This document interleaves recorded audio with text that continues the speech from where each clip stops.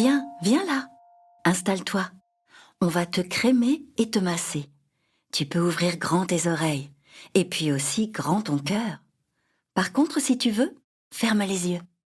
Je vais te raconter une histoire. Mon histoire. Bonjour, je suis un peu fatiguée. Et toi, tout va bien? Je n'ai pas passé une bonne journée à l'école et ça me rend un peu triste.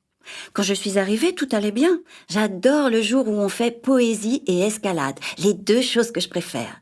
J'avais bien appris mon texte par cœur et tout. Parfois, quand je récite, les autres m'applaudissent et ça me plaît.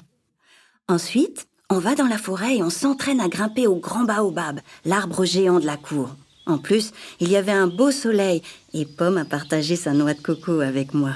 Bref, j'étais de très bonne humeur. Et puis tout à coup, patatras. Une crise de grattage est arrivée sans prévenir, comme ça, en plein milieu de la séance de poésie que j'aime tant.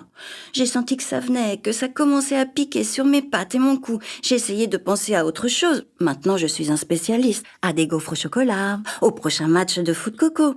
Cette fois, ça n'a pas fonctionné et ma peau me démangeait toujours. J'ai attrapé mon doudou dans mon sac pour le câliner. Je lui ai parlé à l'oreille pour qu'il me rassure. Rien non plus. La gratouille était toujours là. Pendant la récré, je râlais et ma peau avait des grosses plaques rouges.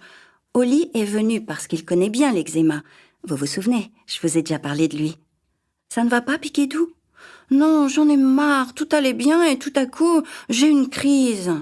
Est-ce que tu sais ce qui a pu la provoquer? Non, je n'ai pas touché d'animal, je n'ai pas fait de sport, il n'y a pas de pollen ni de poussière dans la classe. Je ne comprends rien à rien aujourd'hui. Bon, parfois, moi, j'ai des crises à cause du stress. Est-ce qu'il y a quelque chose qui te faisait peur ce matin? Non? Pas trop? Oli a continué à me parler gentiment, puis ça a sonné et on est rentré en classe. J'ai bien réfléchi, j'ai cherché.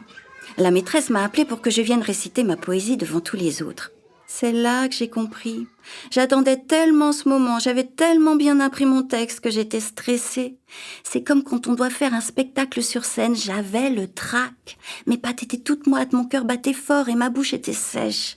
En fait, tout s'est bien passé, la maîtresse m'a rassurée, j'ai respiré, j'ai bu de l'eau et j'ai réussi à me calmer. Ensuite, j'ai dit mon texte et comme l'autre fois, les autres m'ont félicité. Leur « Bravo, t'es le meilleur, Piquedou » m'ont fait très plaisir et j'ai oublié ma peau qui pique et mes gratouilles. Aujourd'hui, j'ai encore appris quelque chose. L'eczéma, ça va, ça vient et parfois, ça ne prévient pas.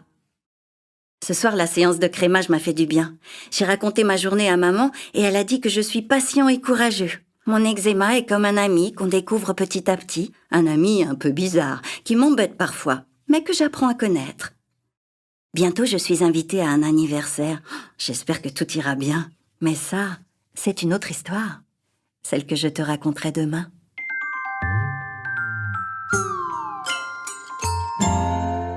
Tiens, tu reconnais cette petite musique? C'est la musique de la douceur et du câlin. Les 3 petites notes qui murmurent. Alors, est-ce que ça t'a fait du bien? Je te retrouve demain pour un autre massage et une autre histoire.